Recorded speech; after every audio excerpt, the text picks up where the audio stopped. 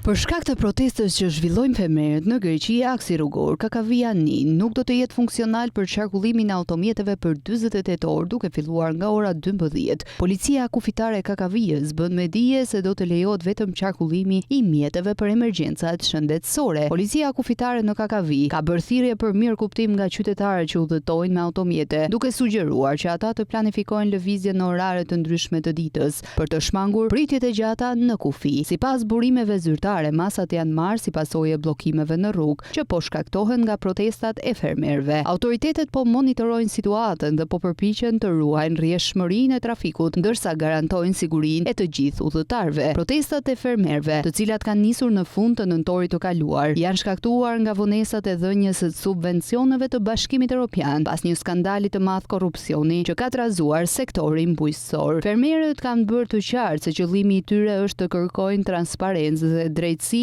në shpërndarjen e fondeve, duke paralajmëruar se nëse qeveria nuk plotëson kërkesat e tyre, ata do të intensifikojnë protestat dhe nuk do të ndalen derisa të marrin një zgjidhje. Analistët e shohin këtë situatë si një sfidë të rëndësishme për qeverinë shqiptare, e cila duhet të gjejë një balancë midis dialogut me fermerët dhe ruajtjen e rendit publik, veçanërisht në pikat kufitare kyçe si Kakavia, ku fluksi i udhëtarëve dhe mallrave është i lartë.